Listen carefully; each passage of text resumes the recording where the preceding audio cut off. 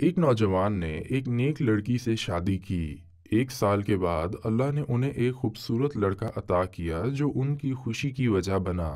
اس کی ماں اس کی پرورش کرتی تھی اور وہ اسے اچھے اخلاق اور قرآن کے اسباب سکھاتی تھی۔ جب بچہ 5 سال کا ہوا تو ماں کا انتقال ہو گیا۔ باپ اداس ہوا اور چند ماہ بعد اس نے اپنی کزن سے شادی کر لی۔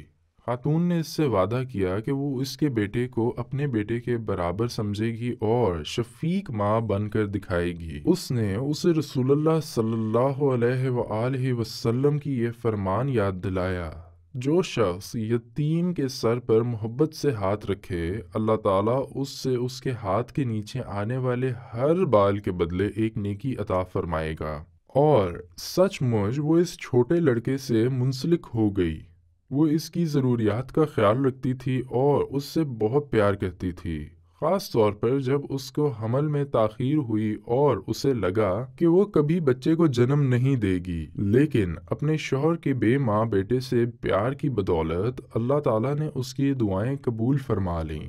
جب ڈاکٹر نے اسے بتایا کہ وہ 3 ماہ کی حاملہ ہے تو اس کا شوہر اس کے حمل پر بہت خوش ہوا، کیونکہ اللہ تعالیٰ نے اسے ایک اور اولاد کی خواہش پوری کر دی جو اس کی بیوی کو خوش رکھے گی اور بیٹے کا ساتھ بنے گی۔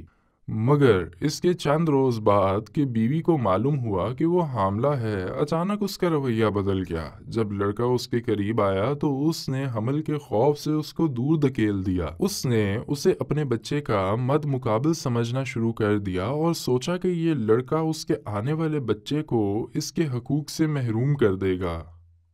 وہ سب باتیں بھول گئی تھی جو اس نے شادی سے پہلے لڑکے کے باپ کو یتیم کی پرورش کے ثواب کے بارے میں بتائی تھیں۔ اس نے غریب بچے کے ساتھ ظالمانہ سلوک کیا۔ وہ اکثر اس کی بھوک کا خیال نہ رکھتی تھی اور والد کے آنے تک اسے بھوکا چھوڑ دیتی۔ یہ بچہ کمزور اور بیمار ہو گیا۔ جب باپ کو معلوم ہوا کہ اس کا بیٹا بیمار ہو رہا ہے تو اس نے بیوی کو ڈانٹا اور پوچھا کہ وہ اب اس کا دیکھ بھال کیوں نہیں رکھتی۔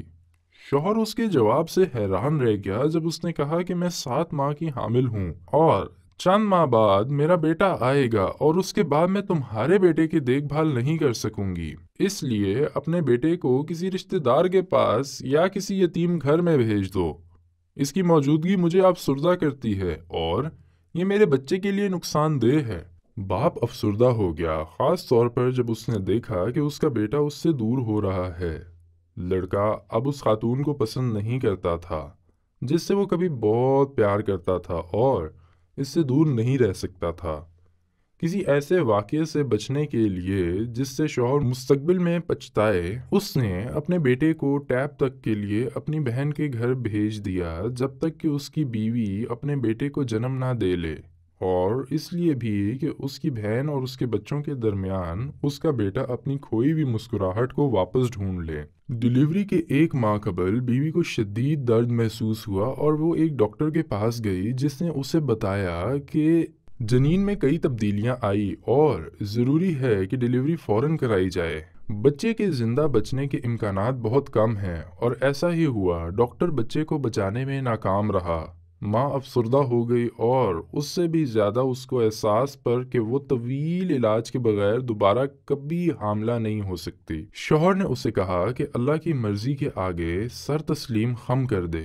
اس نے روتے ہوئے جواب دیا، ڈاکٹر نے ہماری شادی کے 1 سال بعد مجھے کہا تھا کہ شاید میں کبھی بھی بچے کو جنم نہ دے سکوں گی، لیکن اللہ نے مجھے صرف اس لیے نوازا کہ میں نے آپ کے بیٹے کے ساتھ پیار کا سلوک رکھا۔ جب میں نے اس کے ساتھ بدسلوکی شروع کی اور اس پر ظلم کیا تو اللہ نے مجھے اس کی سزا دی۔ اب میرے پاس آپ کے بیٹے کے علاوہ کوئی نہیں ہے۔ میں پچھلے چند مہینوں میں اس کے ساتھ ہونے والی بدسلوکی کی تلافی کرنا چاہتی ہوں۔ میں اس کی توجہ واپس حاصل کرنے کی پوری کوشش کروں گی۔ اس کے شوہر نے کہا کہ ٹھیک کہتی ہو، جب انسان نیکی کرتا ہے تو اللہ تعالیٰ اس کے رازق بن جاتا ہے اور اس کے لیے آسانیاں پیدا کرتا ہے اور اس کی مشکلات کو دور کرتا ہے۔ قرآن پاک میں اللہ تعالیٰ فرماتا ہے، اور جو اللہ سے ڈرتا ہے وہ ان کے لیے آسانیاں پیدا فرماتا ہے۔